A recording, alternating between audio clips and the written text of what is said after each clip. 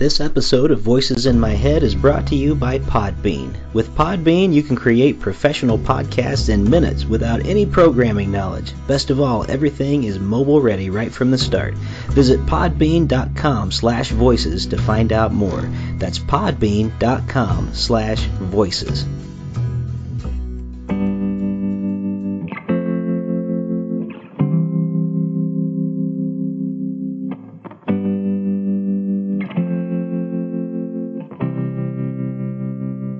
Welcome to Voices in My Head, the official podcast of me, Rick Lee James. I'm a recording artist, a singer, a songwriter, an author, a worship leader, and an ordained minister in the Church of the Nazarene.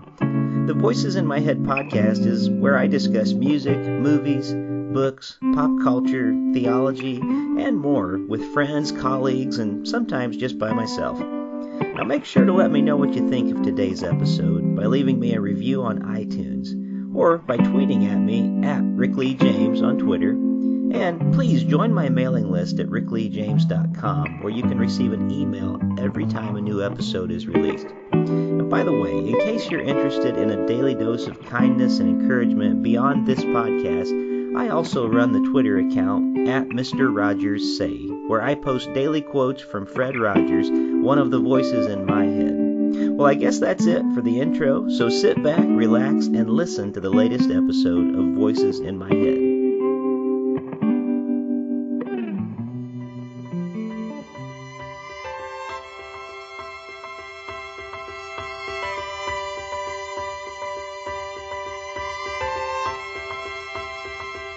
Oh, Heavenly Father,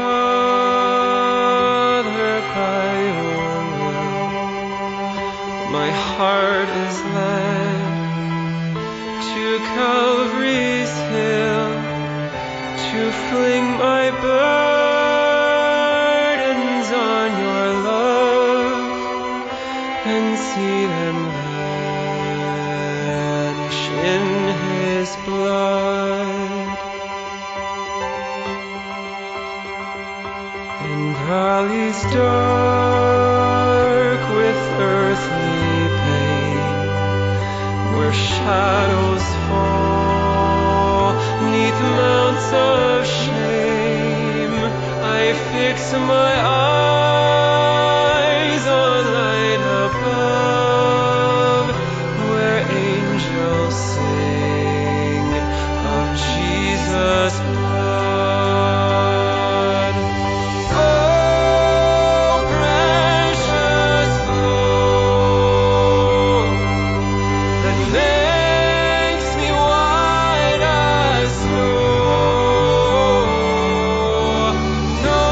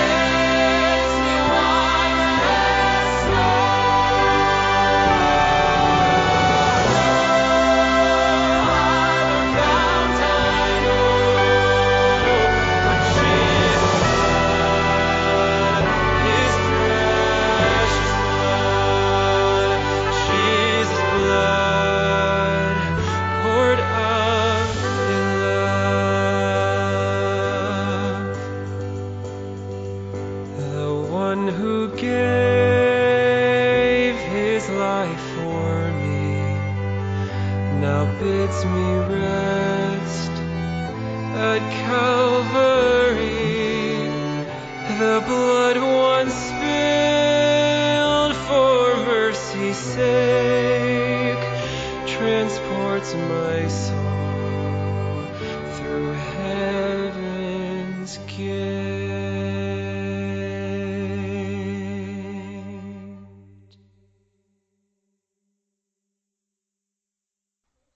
Welcome back to Voices in My Head. As always, I'm your host, Rick Lee James, and I'm very glad that you could take a few minutes to be with us today here on this podcast. Today I'm joined by Kevin King. Kevin is on staff at Grace Presbyterian Church in Peoria, Illinois as the Director of Worship. He finds joy turning the hearts of the congregation to the Word of God through powerful melodies and solid text. His desire is that the gospel be uplifted and made known, and he enjoys maturing the gifts of artists to offer them for God's glory and incorporating that in worship, allowing unique individuals to aid in leading worship. On March 20th, Grace Worship, the music team at Grace Presbyterian Church, released a recording called Calvary's Anthem, which is available on digital and streaming outlets globally. It's the second single from the worship team's debut EP, Christ Be All, which is now available for pre-order from Grace Worship and The Fuel Music. Kevin is here to talk today about that new EP and about ministry in general in these interesting times that we are finding ourselves in. Kevin King, welcome to Voices in My Head. Well, thanks so much, Rick. You gave me a great introduction, and so hopefully now I can live up to that introduction. I'm sure you'll have no problem. I've really been enjoying listening to the music, and that it's been great because I got sent an advance copy of it before it released, and it really has been wonderful just hearing some of the arrangements of these songs, and it's really just well done. I don't know what else to say other than you and your team have done a great job. Well, thank you. It really was kind of a passion project that came. It wasn't like we unveiled this master plan. It was just that we had, started writing songs. Our senior pastor, Brian Chappell, who's written a number of books and speaks at different conferences all over, is already a wonderful lyricist. And so he and I just kind of started writing together. And it's like, man, the church has grabbed onto these songs, and we really have a heart to help churches, kind of especially who are trying to unite the generations. Mm-hmm. We want to provide content for that. And, our church is 150 years old, wow. Which is just a blessing. So in our church, in our congregation, we have, great grandparents down to newborns. And what is just special about our culture is that they really interact, and we're all together. And so we just realized that there's so much the church can unite over, but worship can be such a divisive tool. And so we really just have a heart to create content that unites the church to treasure Jesus. And And so this song, this EP, really the songs, that's our heart, that's our hope, is that the church would be able to unite to treasure Jesus together. Yeah. Well, that's a wonderful goal, and as I said before, you've done a very good job with it. It has a different feel than a lot of worship albums that are out today.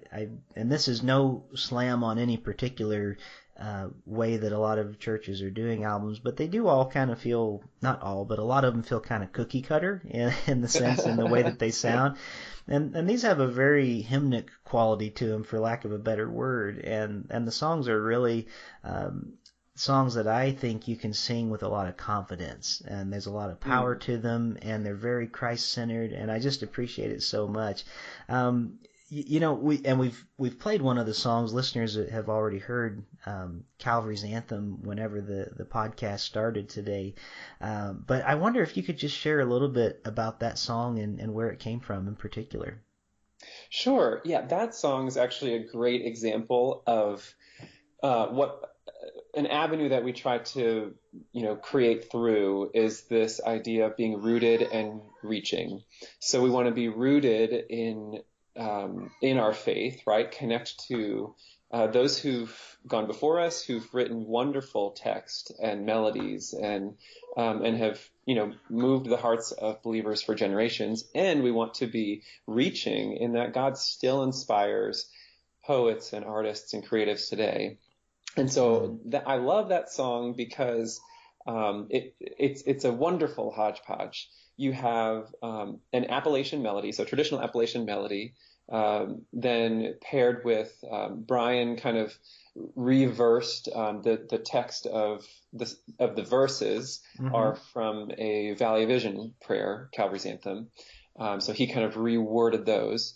So you kind of have some new-ish hymnody, and then I took the chorus from Nothing But the Blood, gave same text, new melody, then wrote a new bridge, paired that with band-driven, accompaniment as well as orchestral accompaniment, which is really atypical for a modern worship song. But we just thought, man, this is a wonderful way to show that it's all valuable. Yeah. That we have some new melody, new text. We're basing off of some old hymnody and old text with some what would seem like, passed over or outdated arrangement or instruments that are now able to be welcomed and done in a fresh way. And so I hope it's just a wonderful nod. I think it's, musicians can get scared that they just have to fit in a trend, but to have a song begin with a string quartet and piano and end the same way, and then have some triumphant brass moments and timpani hits, and then also electric guitars and drums that are pretty heavy. It's just not too many people do that. Yeah. And so it kind of was our passion to be bold in creativity. Well, and honestly, the brass parts really stood out to me on this song, and it's interesting because that's you wouldn't hear a brass section on a lot of contemporary stuff, but I think especially in the context of churches, it's really a great way to sort of broaden what a lot of praise teams are doing at times. We kind of get caught up in this mode of kind of almost a garage band setting, and we forget the depth that can be added there. And I was thinking when I was listening to it as well, what, Mumford & Sons did this on their debut album with the idea of we're going to take a modern band sound and we're putting horns to it and things like that, and it really worked. And it's something that really, I think, challenged churches in a lot of ways to go, hey, if they're doing that, why can't we be doing, finding ways to connect really not just different generations, but different kinds of music together, which does connect generations. And so I really appreciate that on this album. It definitely does, and it allows for more musicians to be involved. I mean, maybe not every church has an orchestra, but you might have a trumpet player. Yeah. And so to be able to include them where it fits the song, or you might have a string player or something. I mean, it allows for a greater reach of inclusion of your musicians, and it doesn't just speak to the congregation that only electric guitar and drums are what matter, Sure. and typically you'll have your violinist or your trumpeter, and they would have maybe come from a more classical background, and you get to mix those personalities, right? And so it's Yeah. just another way that we can go, like, the Lord is good, and it's not our Yeah. preferences. Well, and when you think about it, one reason that probably we don't always have these instruments together is we don't always know how to speak to each other musically. Hmm. Very And true. there's so much to be said with that, even not just musically, but I think that's one of the struggles that churches have, like reaching on a cultural level too with Hmm. other people. Sometimes the reason that Sunday mornings are the most segregated places in the country is because we have forgotten how to speak to each other in some ways. And so So true. like music can be sort of this illustration of the challenge in other parts of our our lives too, of Hmm. learning how to talk to each other well and how to speak and listen. And so I think it's a beautiful thing that we can have conversations like these. I do want to ask some like specific pandemic ministry questions here in Sure. just a Yeah. second, but just before I do, I did want to ask another musical thing too, because we have a lot of musicians as well as ministers that listen to this. The musicianship is such good quality on this album. Oh, thank you. Is this your church? Are these your musicians and singers that you play with on, every month when you do it at your church, or did you bring in some outside help as well? I'm curious about where you recorded it as well too. Yeah, Grace is I mean, again, it's a historic church, and so it's had time to build, a tradition and a legacy. Before I even came, I mean, I've been Hmm. here for 5 years. Before I came, it was definitely the reputation of um, a high music Yeah, church. That high they church. really, the music was a high quality, and value to them. And so I remember when I came here, when I moved here, I was 29, and I just go, oh my gosh, there's so many toys to play with here as a musician. Yeah. Um, and so yeah, all the vocalists are ours, the band players are ours. We Wow. even produced it in-house. We're just blessed to have our electric guitarist. He owns his own production company, so Hmm. we recorded it in his studio. He's the one who produced the album and really came up with a lot of just the fun sounds that you hear as well. Yeah. Terrific. And so even the arrangements, so I orchestrated Calvary's Anthem, but then some of our other orchestrations were done by another staff member, Sean Degenhart, who just is a phenomenal arranger. And so, yeah, we're very thankful Yeah. Oh, to what have the a musicians that we do. yeah, And what a we blessing. recognize that Yeah. not every church does. Mhm. And so we wanted to still make it where the songs could be done. You could do these songs without an orchestra, or you could do them you could just do them acoustically. And that was really Exactly. a hope for us, which is why we did Christ Be All, a studio version and a live version, to show like you don't need, pump to make this acceptable, Yeah. stripped down and still work. Well, and that's the thing about it. I think these songs are very versatile to a lot of different settings. But I also wonder, are they also going to be available like through places like maybe a Loop Community or something, where if a church does have a few of the instruments but doesn't have them all, where like churches could play along with the tracks you provided? Oh yeah, this Friday actually, they'll be releasing it on multi-tracks, so you'll be able to get our stem tracks. And I don't know when this podcast is going to play, so this Friday is Okay. April 24th. Right, right. And that's Okay. that's the weekend that the album releases. April So 24th. yeah, so you'll be able to get all the content, the stem tracks there. We'll Awesome. be on CCLI, we'll be on Praise Charts, and so That's you can get all of our stuff there. And right now you can get all of our content on our website at graceworship.com. The stem tracks aren't there. They'll be on multi-tracks, but you can get all of our orchestrations and chord charts, lead sheets, and choir scores and everything. terrific. We really wanted to just be able to resource the church well. Terrific. Well, that's great, and actually, this podcast will come out just a couple days after that. Actually, so we are speaking to the future right now. So so that's terrific. Well, good, because I know I do that sometimes at my congregation, and you know what? Honestly, in this time of pandemic, this will be a great transition. I just don't have the pull of musicians, that we would, because we can't all be together in the way. But Right. things like those tracks from Loop Tracks and and stuff, and the stems can actually make a way sometimes for you to have a bigger sound without having everybody you need to have there. So I appreciate that, knowing that's out there. Mm-hmm. Well, let's ask or have a conversation about some of the challenges that we're facing right now. Yeah. I think all of us who are in ministry in some way or another, we're learning new ways of being together when we can't be together, and that must be especially difficult for someone like you, who I know that a lot of what you do must be training up musicians and working closely with people who are making music and singing and things like that. What are some of the challenges that you personally have been facing in this time of continuing to do your ministry? Yeah, I mean, I guess I'll give you a brief insight into what is our norm, and then so how that's different. One of our values in our worship ministry is development. And so we will have like quarterly worship collectives where the entire worship ministry will be invited, and we'll dine together. We'll do a catered dinner together. I'll do a message on one of our values, and then we'll worship together.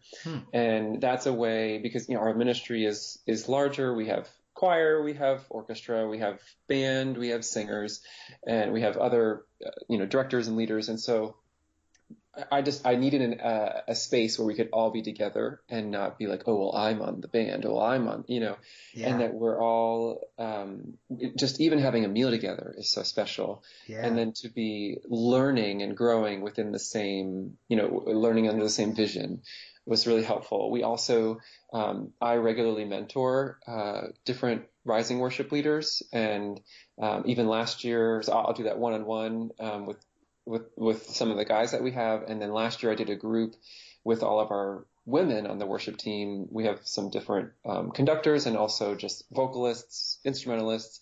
And that was awesome to do this kind of medium-sized development group. And we go through curriculum together. They share stories. It's a beautiful thing to watch. Even within that, the generations come together and really just be for one another. And so development is a huge value for us. Sure. That it's continuing, it's ongoing. We're always staying students. We're always wanting to grow. And I, as their leader, am looking for ways. How do I shepherd my flock? How do I love them? And so, without being able to be physically together, a lot of those things have been stripped away. Yeah. And it's a lot harder, right? And I think in the beginning you go, okay, well, I don't know how long this is going to last anyway, so I don't need to make all these big grand plans. But thinking through, at least in our state, it looks like we're not going to be back together for a while. Yeah. Same here. So at least for our planning right now, we're anticipating we won't be meeting in large church through the summer. Now, who knows if that means smaller gatherings can happen and we can start doing like home churches with, the live stream. Who knows? Obviously, we're taking day by day. But some things that we've done, or that, we've done in our ministry just in the past couple of weeks to keep connected is, one, we've done a couple passion projects in light of this release. That's been really fun. We've produced 2 music videos that are that highlight the songs that we're releasing this weekend. Terrific. One is we did a Christ Be All home edition that we just got some of our team together and we all played our parts, separately and put it together. The second one that will be soon to be released, and by the time this podcast airs will be released, is Psalm of Thanksgiving. We did a music video to that in a really, really fun way. And so that's been a fun thing to, again, bring the church together. Our choir, and within our choir we have section leaders, and those section leaders have been doing weekly like Zoom calls and prayer times with their sections. We've also been having like some of our worship leaders record devotions and send those out, and so we're trying to at least keep connected, but obviously it's not to the same extent. So you just you can become creative and you think of different things. I don't have all the right answers, but we're learning as we go and wanting to be creative as we go, and just, again, think like in this time, how do we point people to treasure Jesus? Because right now, for this past month, it's just been me on Sundays, just me and piano singing. And that could change soon, but we just kind of erred on the side of caution. And exactly. just going to be a one-man band this month. Sure. Well, and I don't think any of us in churches, especially, I don't think we need to be pioneers in rushing out to, fill rooms again, just because we do want to care for our people among us and do the best that we can to serve them. And it's so hard right now being like at a distance and saying, but that's because we love you and we don't want you to get sick and get this terrible virus that's going around.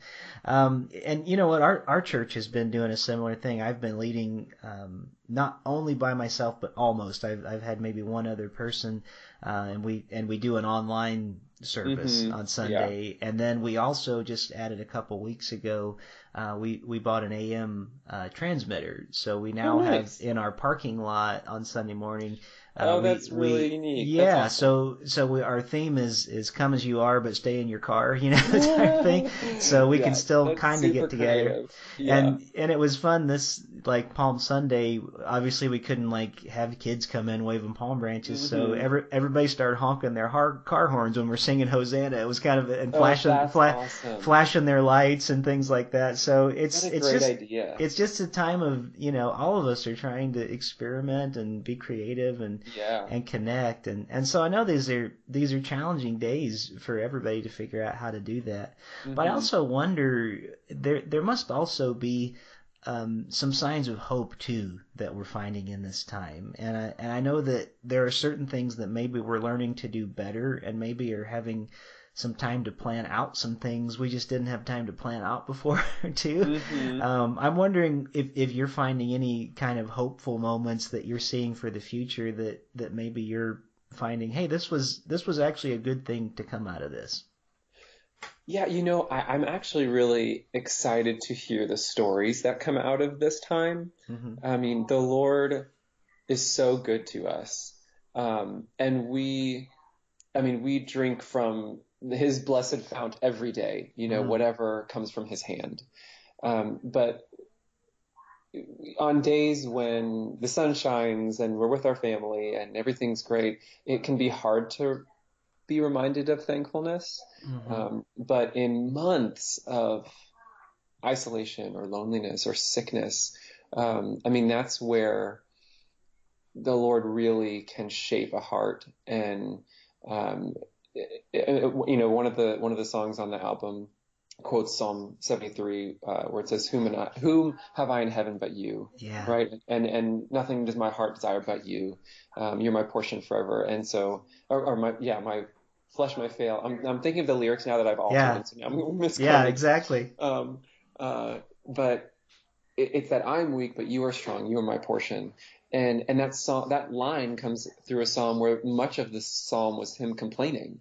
And so the Lord does such a good work in our hearts when there is lament, or when there is hardship. And so, I actually think this is a very hopeful time, because our God cannot be conquered. And even just in every day, all the earth is at his feet. And so we have a good king who loves us, who's faithful to us. And so we can be sad. I think that's what's wonderful about the Christian faith, is we can be sad and we can grieve. There are families who lose loved ones because of COVID, and it's a dark time, and that's sad, right? And there's loss there, but we don't grieve without hope. And so that is what's so wonderful. And so actually, in an odd way, only because Jesus is so good, do I look forward to the ways he will be shaping hearts and writing stories through this. And that brings up another interesting point. Like the idea that we are having families now, at least in our area, that are affected by this and the COVID-19. Matter of fact, there's a lady in our church who her grandson, he's not from our city, but this is the church connection. He's in ICU on a ventilator right now with this, and he's, I think, probably late 30s, early 40s. Wow. And from what we're hearing, and this is not to be doom and gloom, but they're saying once a person gets to that point on a ventilator, usually they don't come out of it. And then we're finding that even after I just read a report yesterday saying, people's organs aren't necessarily ever going to recover. Like there's just different aspects that are coming out of it. And so one thing that I was talking, I have a chat with several pastor friends that we keep in contact, and one thing I brought out was, it's such a interesting time right now, because we may actually have to say to our people, because they're projecting something like 80% of our population will have this before it's all said and done. Wow. The idea that we would say, right now, we are the people of God, and we not only have the responsibility to talk and to sing into people's lives about what it means to live as Christ, but we also have the responsibility to say, what does it mean to die as Christ? And what does it mean for us to talk about walking through the valley of the shadow of death in a most literal way, and for the Lord to shepherd us in that time. And I just think it's maybe much more present to us than what we have thought about before in the past. So it's something that I've been thinking about more, and I think songs like what your church is presenting right now, may Christ be all and I be nothing. These are good words for us to like latch onto and make the prayers of our hearts for certain. And you're right. I didn't mean to actually go like to a dark place when I was talking about that, but I do see like that's some of the hope that comes out of it too. We're reminded like there's so many passages in Scripture where people are crying out. And honestly, maybe we've just been sheltered from that in a long way. And the hope of it for me in some ways is that the Lord seems to have said to the entire world right now, be still. And we're kind of in this place like, are we going to stop and actually listen? Because if we're not careful, we could spend this whole pandemic on our phone, like not listening, playing games, watching videos, and not actually taking advantage of this moment that God has given to us. So I think it'll be a different world whenever you can't even say we get back to normal. We're not going to get back to normal whenever there's the next phase. Because I think things like the family meal have become a much stronger moment. In such a weird way, when so much is stripped from you, you kind of go, oh, your head comes up from the clouds and goes, well, what was I spending my time on? And so I just know there's been really sweet moments for us being at home, and we just had our first child in January, so he was born right when this all happened, and it's been an odd blessing to be home for his early months. Now, amazing. Sometimes I wish we could go somewhere. Right. but it's actually been very sweet to be here. And so I think the value of family knittedness will hopefully we come out of this and go, wow, like the Lord had a good design for this, and we've forsaken it in a lot of ways. Yeah, well, you're right about that, and by the way, congratulations, because that's a wonderful time. It's everything's new at that stage. My son is 7 now, but I can still remember. It seems like 7 days ago he was that old. I mean, it's not been that long. And we were talking briefly before about it'd be interesting that your child is not going to know that this is a new normal, whatever it looks like after this. And there's a sense in which a lot of us will remember, the world before 9/11 and the world after 9/11. Right. And then there's kids now that don't remember it. And so it's just like, what do you mean? I don't remember anything before. So oh my gosh, there is some hope in this too, that, like the world will continue and it will go on, and it's still a place that God is still in control of, but we need to make the most of these moments of man, how do we listen best? And I love that you brought that out about the family, and so many. You're right, because we've had a lot more meals together at home. We've made food together a lot more. I think we've only maybe 3 times have done a pizza or something from carry out since we've been home. So it's just forced us to actually be together. And, but in some ways that might be something we have to prepare for as ministers too. Like there is this challenge of like I heard that out of China, once people started coming out of quarantine, divorce rates just skyrocketed. Totally. And so I'm thinking now, like, what about the people maybe who are in our community whose home is not a safe place, and this has really been a trying time for them too. Absolutely. Like it's really a time for churches to really be the presence of Christ, in those places and in those times in the best way that we can. And so I just think there's a huge mission field out there, and maybe one of the hopeful aspects is we can see it more clearly now, maybe more clearly than we have in decades. And and I hope that that'll be something that we can find as a result of it. So yeah. Well, so how is life as a new father then? You enjoying it?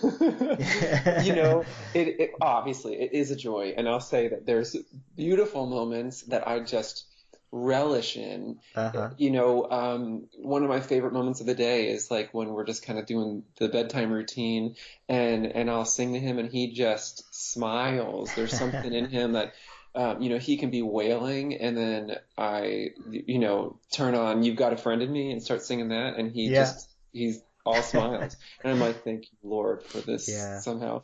But at the same time, it is also a joyful struggle in that they don't do what you want them to do, Yeah, exactly. They're not on your schedule. That's and right. You don't sleep that much. And so I just think that the Lord designs this for your holiness. And so that you can, again, rely on him, rely on his strength. I remember when he was first born, my wife and I were doing some devotions together, and we were reading Colossians, and now I can't even quote the verse, but it said something to the effect that, like, he's the one who gives you energy. Like, he was the one that would energize you to do this. And we're like, oh, Lord, we need the energy, right? Just to get through each moment.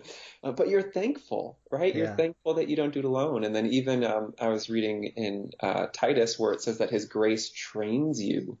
And so thank you, Lord, that there is grace for each moment, that even as I'm doing the dishes, or as I'm changing a dirty diaper, or as I'm getting up at 3 a.m, or as I even wrestle. For me, I really, to a fault, can idolize work and progress and efficiency, and being home with a 3-month-old, and both, my wife and I working full time, my efficiency is not as much, right? Yeah. So there's grace for even that moment where I go, Lord, I just release this to you. It's more important that I just sit here and hold my son and rock him to sleep, than answer that email or get that done. And so it has very much slowed me down. And I find my identity a lot of times in my work and output. And so thank you, Lord, that you train me with your grace, right? That even this child screaming in my ear is a grace to me, because it points me to Jesus. And it allows me to love, in a hard way. Well, and you know what? There's a certain wonder that they have about them too, about the world, that it forced me to stop and look at it. Again, we're almost being called worldwide to stop and be still by God. But I can remember when my son was that age, and he's just discovering things, and I can remember things like, why is he staring at that corner? Like, he's just sitting in the hallway. Something in there has caught his imagination for some reason, and I'll stop and look at it and I go, I don't get it. But but there's a sense in, like, everything is brand new, and there's a real sense of wonder. And so I think the best thing about being a father, for me anyway, is that I'm getting to see the world through his eyes, through new eyes again. And so this is, in some ways, this is a really cool time. I'm actually kind of envious of you getting to be home with him in that way in those months, because they go by so fast, and they are hard at the beginning. But man, you look back at them and you just like, oh man, I wish I had those days again. They were so good. I know. It really is sweet, and you already go, gosh, he doesn't look like a newborn anymore. Yeah, exactly. Yeah, it happens fast, but they are the best thing we'll ever do. I'm convinced of that, our children. So, well, Kevin, this has been great getting to chat with you today. I do want our listeners to make sure, if they go to to voicesinmyheadpodcast.com. I'm going to have links to all these different projects that we've talked about today, and the new EP, Nice. Christ Be All. By the time this episode releases, it won't just be a pre-order anymore. It'll actually be, you can order it and get it. So that's terrific, and I hope lots of churches will really use this. I can't wait to share some of these in my congregation here in Ohio. I think it's going to be awesome. something that our people will really love. And is there anything that you'd like to add at the end? Any websites or any special place that you want to point people to specifically before we end our time together? Yeah, I mean, I guess you can always go to our website, which is just www.graceworship.com. And there, again, you'll be able to find any of our musical resources, but you can also find our development resources. And so the collectives that I mentioned earlier, all of the messages that we've done, they're on there too. And so if maybe you're a worship leader and you're looking to train your team and you're just kind of wanting some ideas or something, that you'll get to know our vision and our values. And we also have book recommendations on there. We just really want to be a place that can help equip the church to worship and to treasure Jesus together. Terrific. Well, Kevin, thank you so much. It's been a real joy, and I appreciate you being one of the voices in my head this week. Yeah, sure. Thank you so much.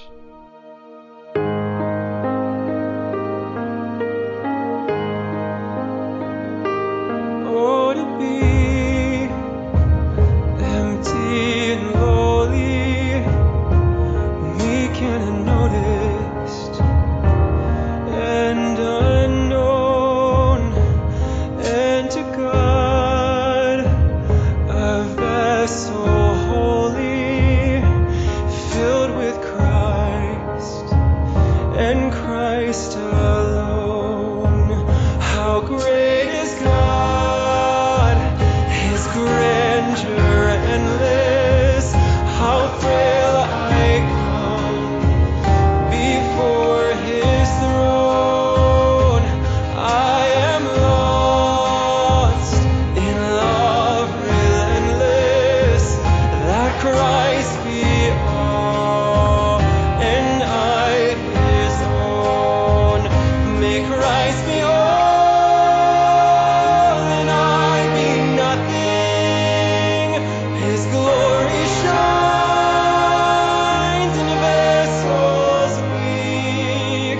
May Christ be all, and I be nothing. This is my home, not I, but Christ in me. This is my home, not I, but Christ in me.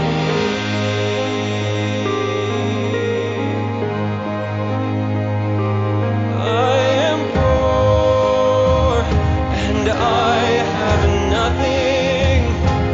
All my deeds cannot avail, but Christ endured the Father's crushing.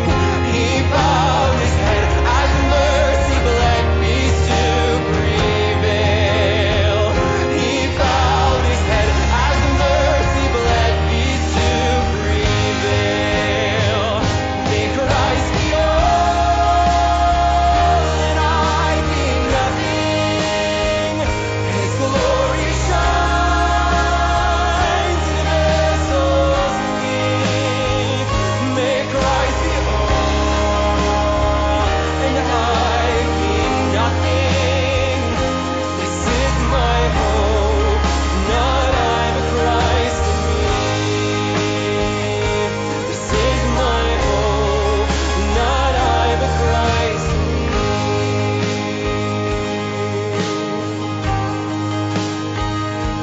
Bring me low, my heart lower still, that your grace my pride relieves. May these words resound loud until every tribe and tongue believes. Bring me low, my heart lower still, that your grace my pride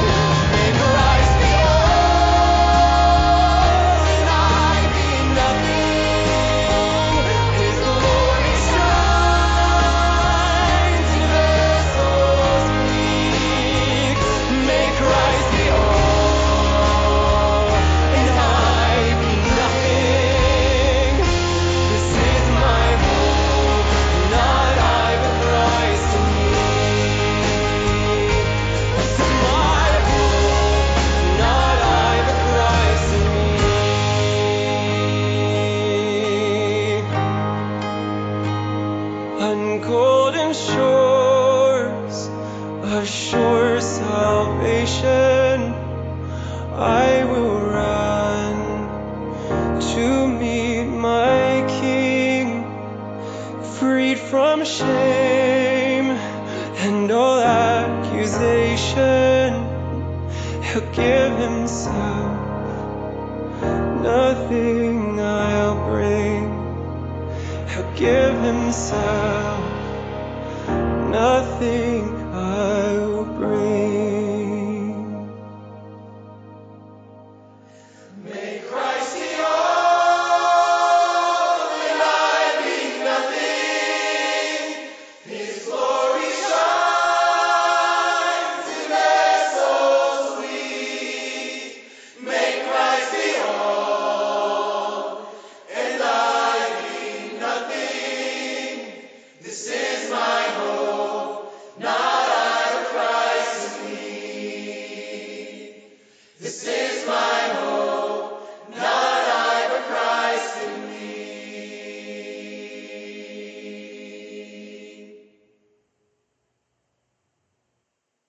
Thank you for joining me here this week on Voices in My Head.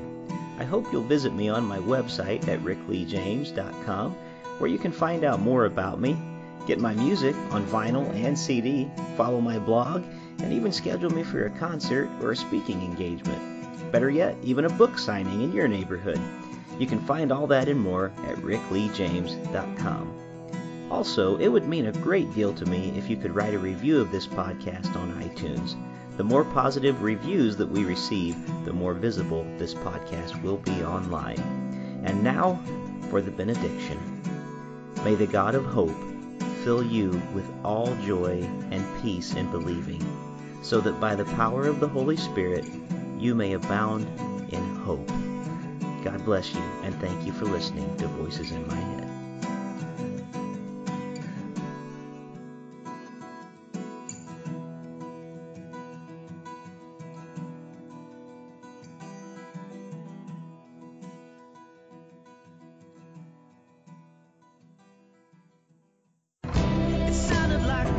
This is Rick Lee James, and the music you are hearing is from my new album, Thunder. The title track, Thunder, is a never-before-released song by the late Rich Mullins. There are also 12 other tracks made up of original music, hymns, and readings to guide the listener on a journey.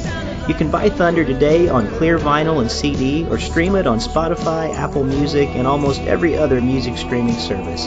Thunder, hear it today at rickleejames.com.